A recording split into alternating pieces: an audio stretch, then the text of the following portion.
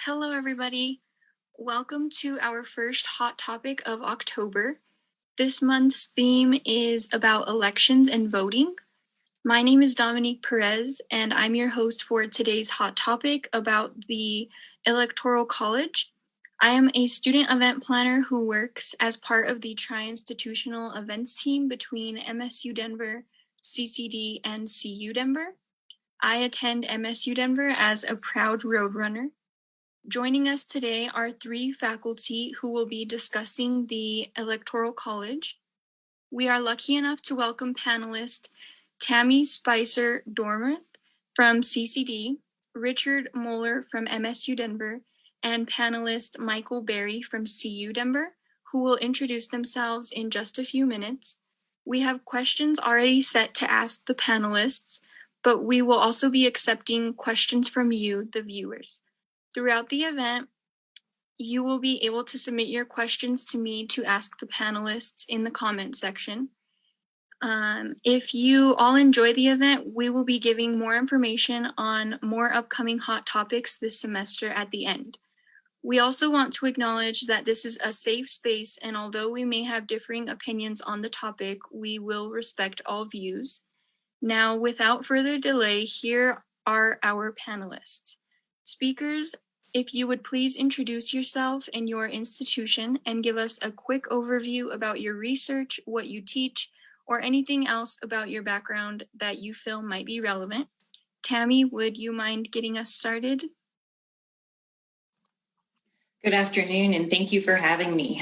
My name again is Tammi Spicer-Dormuth, and I'm an assistant professor at CCD.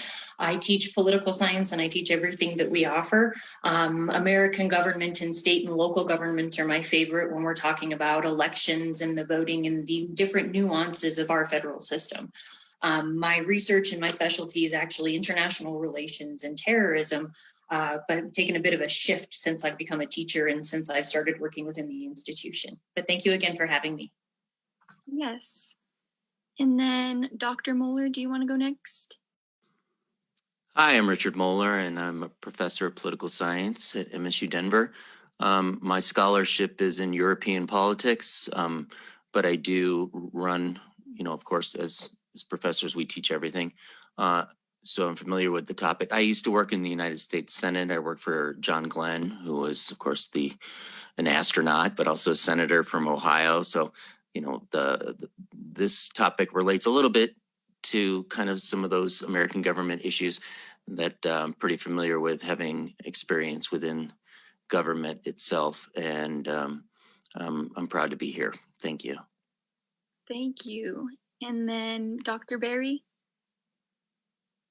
Thanks, Dominique. I appreciate the invitation today. I'm looking forward to the panel. My name is Michael Berry. I'm an associate professor of political science and the director of graduate studies in the political science department at CU Denver. My teaching and research interests are primarily American political institutions. I've published on separation of powers and macro political conflict in the federal government. I've published research on state and local policy making as well. In terms of elections, I'm teaching a special topics course this semester on the 2020 elections. So I've really enjoyed following the elections so far with students at CU Denver. And I was a contributor to the 2012 American Political Science Association Presidential Election Forecasting Symposia, which had contributors who had developed different forecasting models for presidential elections. Thanks for having me. Thank you. Thank you all for introducing yourselves. Our team has prepared some questions about this topic. We are going to give about 2 to 5 minutes per question. I'll ask panelists to comment on the questions around this topic, but others feel free to add anything that you see fit as I'm asking the questions, and we really value all of your expertise. Now to start off the conversation, this one will go to Dr. Berry. What is the Electoral College? Yeah, so that's a really good question. I actually, when I was an undergraduate, did study abroad right after the 2000 election. And so this was a question I received a lot from, I was in Europe, questions about, how does this, what's going on with your elections over there in America? How does the winner of the popular vote, Al Gore in 2000, not become president. So it is kind of a curious system. There's many different kinds of electoral systems all across the world. The United States uses the Electoral College because of the Constitution. And like many other things in the Constitution, we get that as a product of compromise. So at the Constitutional Convention in Philadelphia in 1787, the Virginia Plan put forth by James Madison and some others proposed for the first time a national executive branch that would be led by a single executive. And with the creation of that office, the framers needed to decide how that person would be selected. In the Virginia Plan, the proposal was for Congress to select the president. And actually in the Electoral College, there is a process by which Congress, the House of Representatives specifically, may in fact select the president if no candidate receives a majority of the votes in the Electoral College. But there were some at the Constitutional Convention that were concerned about letting Congress pick the president because of independence and separation of powers. And so there were some others who advocated for states being responsible for selecting the president, whether that be state legislatures, state governors, or the public within those states. So there were different ideas about how the president should be selected. It was actually postponed to a committee on further matters. And it was actually one of the final kind of topics discussed or concluded at the Constitutional Convention. And the Electoral College is really an amalgamation or a combination of many of the proposals that we saw. So states have a responsibility to determine how their Electoral College votes will be awarded. And here in 2020, every state has decided to have a popular election where the state residents here in Colorado, we will vote on who Colorado would like to vote for in the Electoral College. Maine and Nebraska do it just a little bit differently, using the congressional district method. But states are allowed to participate in that way. Like I said, if no candidate receives a majority of the Electoral College votes, the election goes to the House of Representatives. So the Congress potentially has an opportunity to weigh in on the presidency as well. So I guess the short-ish answer is that the Electoral College is the system mandated by the Constitution. It has been changed a few times throughout our nation's history, and there are actually proposals here in Colorado on the ballot in 2012 with Prop 113 that might also change how the Electoral College operates in the near future. And we can have some conversation about that if you would like, but that's where the Electoral College comes from. Thank you. The next question, this one will be to Tammi. And it is, what is the difference between Electoral College and the popular vote? Thank you. This is another great question. And it is two different methods of essentially determining the outcome of an election.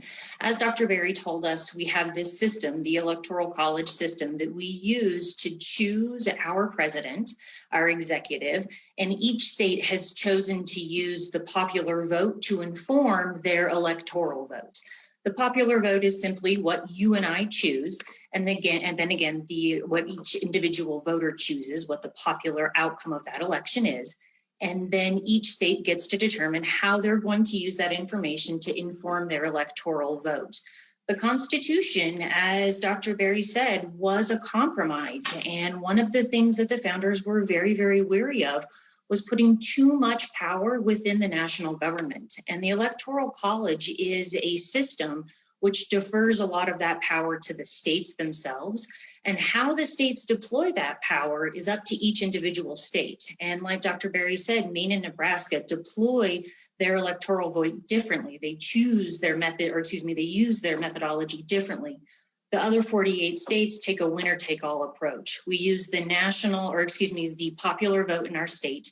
We see which candidate got that, and then all of the electoral votes go toward that candidate in the Electoral College. It doesn't have to be that way. That's the way that we are currently deploying it, or that most states are deploying it. But as Dr. Berry mentioned, there's a lot of discussion about how we may tweak this system or how we may alter this system to make the democratic outcomes the outcomes more democratic than what we've seen in the last few elections. That's one of the big concerns driving the discussion around the Electoral College. So short answer, the popular vote is what you and I, the citizens, choose, and that information goes to the states, and the states determine how to use that information to inform their electoral votes. Okay. Thank you. Yes, I'm very interested to see if that changes or how it will change, what it will take to change that. And then our next question is going to be to Dr. Moeller. Does the popular vote affect the Electoral College? So, yes and no. So the one thing that we're trying to answer in some way here is, what is the best and most representative way in which we can choose our presidents? And the concern that some people have on this is that the times in which we live has shown a favoritism towards one party over another when it comes to electoral counts of 270 or larger versus the national popular vote. And we've discussed the year 2000. Of course, 2016 kind of brought up these same kind of ideas. Whether or not this is the fairest and most representative way to choose really the only person that the United States chooses as a whole country, 1.5, if you want to throw the vice president in there, perhaps. And that, of course, had changed too throughout along the way. The purpose, in some ways, of the Electoral College is to represent the voices that are in a geographic location that aren't represented as well as like urban versus rural communities. And the notion was that, going way back, that states were really the key to the United States of America, not the people. So it's a republic and not a democracy. And because of that, there were concerns. James Madison had a lot of concerns about the passions of the majority and how that would cause the United States. And de Tocqueville talked about this a lot when he was examining this experiment of the United States, that the loudest, the squeakiest wheels would get the grease and other people would be ignored. And for that reason, each state could handle its own election. In some ways, the 10th Amendment of the Bill of Rights allows states to kind of do what they want in this regard, in order to try to figure out, in order to maintain the representation. And of course, the Senate is organized this way, where everybody gets 2 senators, no matter how large you are. So Wyoming has 2 senators and California has 2 senators, even though the difference between the electoral count that they get towards this, federal presidential election is much larger in California than in Wyoming, in this case that I'm using. And as such, Wyoming has 3 electoral college votes. California has, I can't remember, is it 54 or 55? 55. And so what happens then is the interests of Wyoming, as small as they are, still has some voice within the process. So if you, from when I worked in the Senate, the senators are created to represent state interest. Now that has changed quite a bit. Actually, they kind of fall in line with the House and the way they think, which could be problematic if we're looking at the idea of the Electoral College just generally. But I think the notion is that the popular vote within states would allow for each state to have a different kind of voice as it argues for who should be the leader of the federal level of government. And so when we're talking about the differences, because I wasn't sure, the question kind of threw me a little bit, but the notion here is that they are both popular votes in some ways, but just states have specific interests that they have that other states do not have. And as such, the Electoral College is meant to represent the voices that could be drowned out by cities, for example, and give some voice still to those who are, maybe less deserving of representation, but they still have something, if you will. I don't know if that is answering your question, but that's what I had to say right now. Thank you. And then for all three of you, anyone can answer this one. Is the Electoral College necessary, and why can't we just count the popular vote?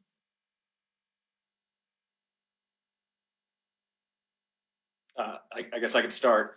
I guess it depends who you ask, and views on the Electoral College in the modern era tend to be affected by partisanship, where we have seen in 2000 and 2016 the Democratic candidate winning in the popular vote and losing in the Electoral College. So among Democrats right now, there's pretty strong and robust support for modifying or doing away with the Electoral College entirely. If you go back and look in an earlier period in the 1970s and 1980s, majorities of both parties supported doing away with the Electoral College and proceeding with some sort of direct popular vote system. So I guess, is it necessary or is it a good thing for American democracy or America? I think there's a range of opinions on that. It's in the Constitution. So in order to modify that electoral system, and it has been modified several times through the constitutional amendment process, but we know that process is difficult. You need typically 2/3 majorities in both houses of Congress and 3/4 of states to agree to change the Constitution. But the Electoral College was reformed dramatically with the ratification of the 12th Amendment, which introduced balloting for president and vice presidential candidates separately. So the original system, if it were still in place, electors were casting two ballots for the office of the presidency, and the winner in the Electoral College became president. The second place candidate became vice president. So if the original system were still in effect today, Donald Trump would be the president and Hillary Clinton would have been his vice president. And you can imagine that might have created a little bit of conflict in the White House, to say the least. So the Electoral College has been reformed before. Another major structural reform via the constitutional amendment was giving the District of Columbia Electoral College votes. It is not a state, so it has 3 Electoral College votes currently. So the system, is in place because it's in the Constitution, and the Constitution is very difficult to change. So one creative idea in recent elections has been this idea of the National Popular Vote Compact, where states, through their power in the Constitution to decide how electors are granted, would pledge to give their electors to the winner of the national popular vote. And that's what Prop 113 is. The Colorado General Assembly joined that compact recently, and Governor Polis signed that into law. And people who were opposed to that initiated a citizen referenda on that law, which is permissible under the Colorado Constitution. So we'll have a chance to vote this election, those of us who vote in Colorado, on that national popular vote compact. So that's the reason why we have it. I think another reason is that the United States is not a democracy in purest form. The Constitution creates a constitutional republic that has grown more democratic over time, certainly with amendments to the Constitution, very important laws like the Voting Rights Act. So the country as a whole has become more democratic, but the framers had some mistrust about popular democracy. And under the original Constitution, only 1/2 of one branch was popularly elected. That was the U.S. House of Representatives. The Senate was appointed by state legislatures. The Electoral College selected the president and the vice president. And of course, the federal judiciary is appointed by the president and confirmed by the U.S. Senate. So I think one answer to your question is it depends who you ask. Another answer is the framers were skeptical about direct democracy or putting more democratic kinds of elections into the Constitution. And it's persisted despite majorities maybe preferring something else because it is in the Constitution. The Constitution is very difficult to amend. I'd like to just quick add something, and I think that a better question rather than is it necessary is it a value added to our system of governance? Does it bring anything additional to our system that increases or elevates the outcome of our elections? And that's really where Dr. Berry's "it depends upon whom you ask" really gets at, because some people, some citizens, some regions really benefit and really are able to gear their interests toward the top of the agenda because of this system, where you don't necessarily see that in other instances. Disclaimer, I'm originally from Wyoming, so I was raised to believe that the Electoral College was protecting me from all of you city folk. I haven't lived in Wyoming in 20 years, and my political beliefs have evolved since I lived there. But it is a benefit to those smaller population states that do provide a lot of foundation for our system, especially agriculture and energy. That was really the big foundation that Wyomingites like to bring up, is we fuel the country. So while there's only a few of us, we provide an outsized resource. Therefore, we should have an outsized vote, even though there are only a few of us. So again, it really depends what you're looking for. It is not a democratic system, but as Dr. Berry said, it's not intended to be. One other point I want to bring up when we're looking at relying upon the popular vote and relying upon popular influence and interpretation. We have very, very liberal free speech laws, and we have very, very lax campaign regulation laws, which makes our society very, very, manipulatable, especially when we're too invested to do a little bit of research. The Electoral College protects against some of that. Granted, it puts that protection in the hands of the elites, but it also provides protection against that popular will that may be misguided or may be manipulated. Again, not to say that it would be, but that it could be. Yeah, and I think we're all heading on the understanding track of why it exists and what are some of the reasons for it. Notably, I think we hear the term flyover country, and we kind of, from Wyoming, you would know.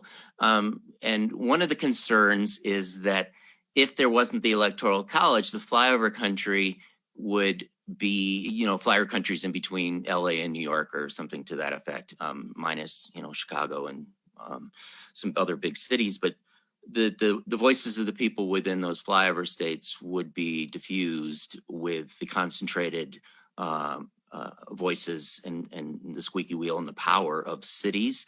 And the Great Compromise, as we were talking about earlier, when all this was happening in 1780, this almost broke, by the way, the Constitutional Convention. This was the issue that really drove the biggest amount of emotion on both sides. What is representation? What is truly the best way to have one person elected by the, it wasn't as large back then, but the United States today. And the concern between the populous states and the agricultural states really was the main reason for this idea of the Great Compromise, which allowed every state to have at least 2 representatives that could have their voice for this federal presidency. The thing to remember also, but up until recently, how recent? I guess the 30s. That's not that recent, but recently in some ways, the federal government was not nearly as powerful as it is today. Neither was the Supreme Court, which I don't want to bring up that subject, but here we have 2 examples of federal institutions that have become dominant today when it really wasn't the intention of the framers to have them so dominant. And that comes from the fact that people are like water. We tend to be a little lazy, and it's easy to find answers when one person can make that decision, a president. But that's bad governance in the big picture, because good governance requires conflict, compromise, and then a decision based on that, as opposed to one person who can say, I know the answer, and the answer is this. But it's easier, but it's also more dangerous. And I was mentioning de Tocqueville, who was this French political theorist who kind of looked at the American experiment. And he said, I know how this will all come crumbling down in one big chaotic disaster. And he says it's when they go towards the route of having mob rule, which means the population that has 51% can tell the 49% to get lost. And that's tyranny of the majority is what that's called. And one of the reasons for having a system like the Electoral College, as flawed as it is here and there, was to make sure that no concentrated efforts could end up telling the rest of the country by having just a little bit more as a percentage what to do. And so it is, in a sense, true that Wyoming and other smaller states have benefits that maybe they don't deserve. On the other hand, they do get representation. And so I've had mixed feelings on the Electoral College. I think I come down to the side of not minding it that much for the reasons that I'm kind of just laying out right now. On the other hand, there are other concerns as to since we've moved forward, I can't remember who was talking about this, throughout our history of the United States in applying more democratic principles to our system and getting it more closer to, the Greek idea of, the demo, the people are in charge, popular sovereignty. We've moved in that direction, but we haven't taken the plunge into having a kind of national vote. And I'm not seeing evidence as to how that would still allow for the protection of the less represented voices, the minority, if you will. And those things have to be kind of monitored closely. So the idea of the Electoral College existing and it's just arcane and doesn't have a place anymore. It was the early 1800s, the 1820s, was it? Andrew Jackson talked about having, he lost the election because there were like 4 or 5 candidates. I'm not exactly sure. But he said, I don't like the Electoral College and it should be gotten rid of. Well, a lot of people use that today is to say, well, there you have it. Even back then, they were talking about how old and archaic it was. However, what Jackson was arguing for was that each state could have a popular vote within it, and then the winner of the percentage there would then move those Electoral College numbers towards the, presidential election. And Prop 113 tends to turn that upside down and says Colorado is a state that has fewer electoral votes than most states. And we are voluntarily saying we don't care, in a sense, about our specific interests. We want to allow our state to count as just numbers. And so I'm torn on this question generally, but the unintended consequences of going to a national popular vote are concerning to me. Thank you. And then the next question is to Dr. Berry. What do you think are the pros and cons of direct election? Of a direct election? Yeah.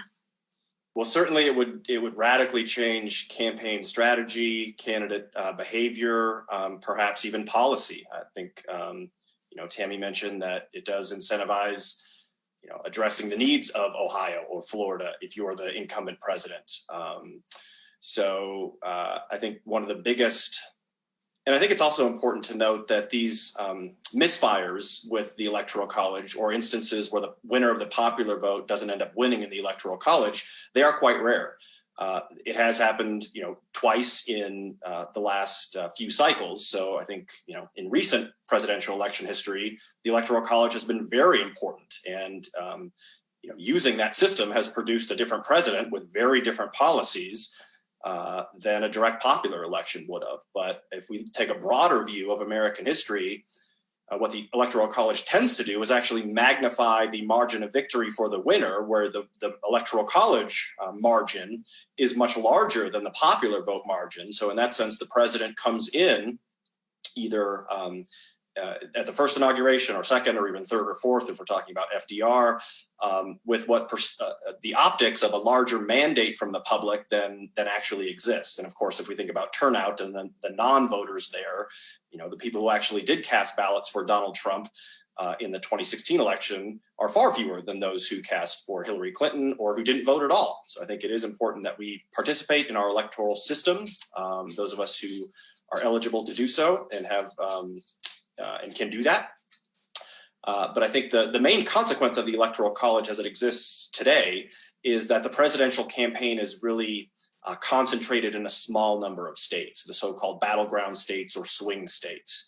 And we usually have a good sense of what those will be, and candidates often prioritize their campaign visits and events pre-COVID when we were having large rallies. Their fundraising expenditures, which is a large share of what presidential campaign funds go to, are 30, 60-second TV spots and campaign staff and offices in these swing states. So because states have used a winner-take-all system, the margin of victory doesn't matter within each individual state. It matters who wins a plurality of the vote in those states. So we see in 2016, for example, the campaign was really focused in Ohio and Pennsylvania and North Carolina and Florida. If you expand that to a few other states, really for most of the country, if you weren't paying attention, you might not even know that a presidential election was going on, because most states don't get candidate visits, they don't get rallies, they don't have surrogates that show up in campaign, they don't see TV commercials. So it's really, I think, in terms of how the rules or the electoral system affects candidate strategy, we see the contest is really concentrated in a few states. And that's been the case, throughout American history. I think what's changed in the modern era is the number of battleground states, and which those states are can change a little bit from year to year. We see Arizona, Georgia, perhaps some states emerging as battleground states or swing states. Those of us who lived in Colorado a decade ago, Colorado was really a swing state in the 2008 campaign. Colorado has been trending more blue recently, and it looks likely to be a Joe Biden state here in 2020. But if you go back and look at, for example, the 1960 election, which was a very competitive election, there were 21 states where the margin of victory was 5% or lower. So the number of battleground states, as the parties have become more polarized, as the American public has become more polarized, this phenomenon of the campaigns kind of focusing their resources in the competitive states is not new. But what I think has changed a little bit in the modern era is the number of states in which the campaign is really fought and waged has been reduced to where really it's just a matter of winning, those few states, and that's where a lot of the campaign activity is. So a direct popular election would, of course, be very different. Candidates would be campaigning likely all across the country, perhaps urban areas, to kind of maximize voter connections, just because there are fewer people in rural areas. But I think we don't really know exactly how a direct popular election would be different. Candidates certainly would adapt their strategies and allocate their resources in a way that they believe maximizes their campaign's chances of winning. But it would be a system with different. Thank you. And then this next question is to Tammi. Which states matter the most in Electoral College? And how does the Electoral College balance the small and big states? So Dr. Berry answered this a little bit when we were talking about the battleground states, because we don't have competitive elections in much of our system simply because of redistricting and because of how we have lived and how we live and where we live. Some states are just solidly red and solidly blue, and so they're kind of out of the electoral grab bag, if you will. So there's a handful of battleground states that are very, very competitive. When you look at those that carry the most weight in the Electoral College, your biggest are California with 54 5, which again is solidly blue. It doesn't tend to go red because we have that winner take all. You have Texas with 38, New York with 29, Florida with 29, and then Pennsylvania and Indiana rounding out 5 and 6 with 20 apiece. One thing that I think we need to elaborate on is how we distribute these and how each state gets to figure out how many they get. And this is done through the census and through the information we get from the census. Now, the census is ongoing now. So the lines that are drawing, or excuse me, the lines that we're using for the 2020 election and the data that we're using is already a decade old. It isn't necessarily representative of where we are as a society. As Dr. Berry said, those of us that have been here in Colorado for more than 10 years knows that we've changed dramatically in 10 years, but those lines and the representation is still the same. I think that when you're looking at the Electoral College, you also have to take into account where we live and where our patterns of living are changing and moving. In the past 50 years, we've seen enormous uptick in urban living. We've seen a lot of people flock to those urban areas, which is going to be, to outsize some states in those electoral colleges. There's a lot of speculation that with COVID and with global pandemics, we may see more population distribution because there's opportunities for more telework. We don't know. I think one of the biggest problems we see with the Electoral College is that we can't address how it's proportioned except for every 10 years. And in modern times, we're much more mobile. So our system is a bit outdated always, simply because we're working with data from the back. The other thing I want to point out, though, is that there are those 4 states that are huge and that have so much population: California, Texas, New York, and Florida. And those 4 states have enough population to carry most of the popular vote if they were to all vote the same way, which of course wouldn't happen, but if they did. So dispersing that authority across the states does allow for other areas other than those urban centers to have a voice, but it is undemocratic. And as we are progressing in our democracy, we are enabling our citizens to practice more democracy because they're literate, they have access to information, and they have the capacity to make good choices. When we started the Electoral College, we didn't necessarily have a literate society. We didn't have good methods of information distribution. So things have changed quite a bit. And I think that this is a good discussion for us to be having as a society to determine, is this method still providing good governance? That should be our goal. That should be our goal of all government. We're looking toward good governance, period. Yes, thank you, Tammi. Thank you all for your responses so far. Now I'm going to pause in our set questions so we can answer some of our audience questions. The first one, Emma asked, who votes in the Electoral College? And anyone can take this. It depends, right? Each state's different in how they select their electors. And I don't have I think my other 2 colleagues probably are more familiar with the specifics on this. But each state's different, but they all generally hold to the minus a couple, the principle that the state has the power in order to do and decide the electors, that this goes to the heart of what the 10th Amendment is. You know, all powers not expressly given to the federal government are reserved for the states. And so states have the complete control to figure out within themselves, to a certain, obviously without violating the Constitution while they're doing it, who gets to be the electors. And so most states, I think what they do is they, each party convention decides who the electors are going to be, and it's to downplay it would be a disservice, because when they choose their electors, I mean, we don't know who they are. We don't have any idea. I mean, we don't there's no news that comes on Channel 9 that says the electors have been chosen for the state of Colorado, because most of them are guided by statutory law that determines how they can,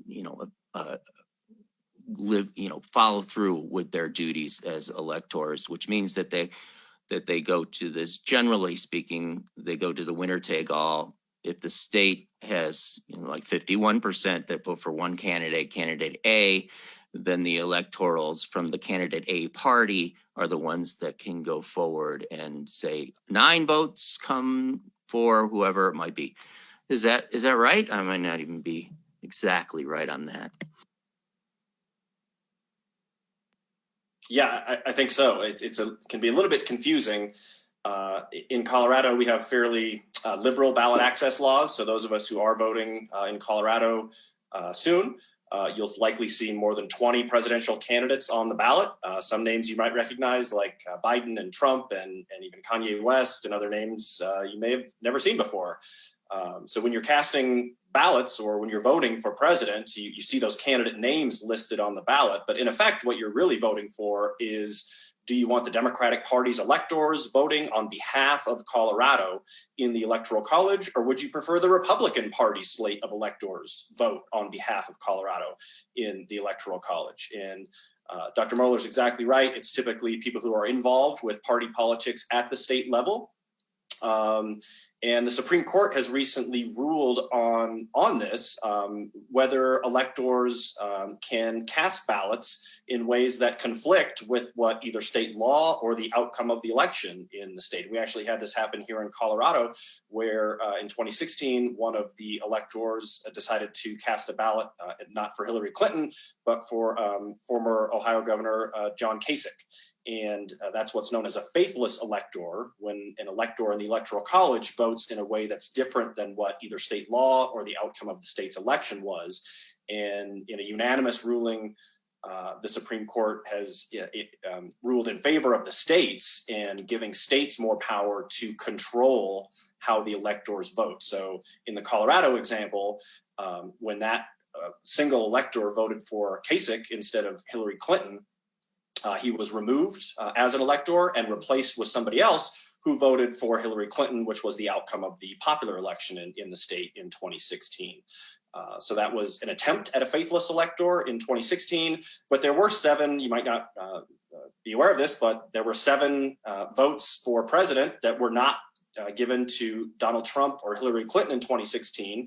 And that was because some state electors in Washington and a few other states decided to vote for somebody different. And the Supreme Court has ruled against that happening in the future, empowering states to determine for themselves whether electors can be removed or fined or otherwise punished from deviating from either state law or the state's election outcome. But yes, generally there are people who are involved in state politics. The Constitution prohibits members of Congress from serving as electors, but other than that, it's really up to the states to decide who those individuals actually are. And you're right, Dr. Moeller, we don't often see those people's names, or they're not, very well known, despite having an important role in the selection of the president and the vice president. Thank you both. The next question, Tirza asked, our lives are so different with technology and very rapid communication than when the Electoral College was created. What do you think is the primary reason beyond power that states want to hold onto this very outdated system?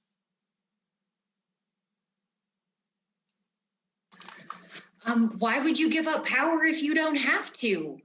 I think that we're missing one of the biggest questions here. And right now we have power that belongs to an institution. It belongs to the state. It belongs to the federal government. It belongs in the Electoral College. It doesn't belong with the people. The sovereignty is not with us when it comes to choosing our executive. And I think that the biggest question is, why haven't we demanded it back? Why haven't we gone out? Why haven't we said, hey, why does the power get to exist at the state level? And I think that that comes down to the theoretical understanding of governance, and that each state has found that they are more beneficial. They can attain their outcomes easier by collectivizing as a state and voting together as a state rather than those individuals. Also, it's really hard to change. Amending the Constitution is virtually impossible. You have to get so much consensus amongst the state legislatures themselves. We're asking the state legislatures to willingly vote to give up that power. That's a hard sell for any government. Yes, thank you. And then the next one is to Dr. Moeller. Does having an electoral college affect third-party candidates? Yeah, I talked a little bit about this with the Andrew Jackson example from long ago, but we have other examples of this with the, the 2000 race with Ralph Nader. Is that right? Having his hat in the ring that kind of divides up the numbers so that one third-party candidate can take away from the closest one near them, and that doesn't sound representative because the two parties that represent, or the two people in this case that represent the interests of the people are the losers because of this. And so I grew up in Europe, and I kind of have a different perspective in some ways, because one of the big questions that people ask is, this is such an arcane and outdated form of choosing your executive branch. The alternative to that, most countries in the world are, and what we consider good governance or representative, are not presidential systems. We have the United States, France, to a lesser extent Poland and others, but most are parliamentary. And in a parliamentary system, it's not a character, personality, a choice like it is in the United States. It's the party chooses who their executive is going to be without any input from the people. And it means that you can have prime ministers, for example, or chancellors, depending on the country, who are not well-spoken, who may be not physically attractive, and other things like that. We, in the United States, we tend to have so much personality involved in who we choose as our executive that that's another contribution from the rest of the world. I guess an observation from the rest of the world towards us, that we have a system that seems strange, because in a parliamentary system, it's just the party who has the largest percentage in their parliament then chooses their executive, and it's somebody who is, who they want, and the people have a real no say in that officially. Now, most countries say who they would put as their executive as they have the election going forward. But we also have to recognize that our country does have this connectivity to character, personality, their lives, what they've done, what their families like, what God they worship, and all this kind of stuff that the rest of the world sees also as strange, along with the Electoral College. But I thought it'd be important to kind of highlight that, because most of the world that we consider have good governance, they don't choose their executives from the people or the states. They let the parties do that among themselves, because the compromise is already, well, I don't want to get into it too much, but there's different stages of compromise in order to get the best outcome. And in the United States, we tend to have a different way of compromising through the nomination process, and then of course the elections, kind of before the elections, where we have each of the candidates from the same party fighting it out in their primaries. So it's a little different, but we do have that notion from the rest of the world that our leaders have to be, popular in the sense of being well known in their name, and they have a TV show, or they've been in government for 47 years, or whatever it might be. I think it's interesting, the point that Dr. Moeller brings up about the parties choosing their own executive, because if you look back at the past two cycles, neither party have been happy with the candidates that the voters have chosen in their primaries. Primaries used to be the realm of the parties, and the parties gave us candidates to choose from. And now we're choosing our own candidates.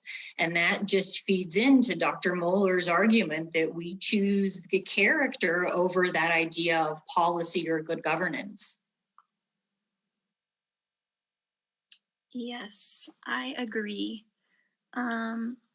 So our last question, I know some of this has already been covered, but to conclude, can you share some final thoughts about the Electoral College, and if it's working how it's intended, or if it is outdated?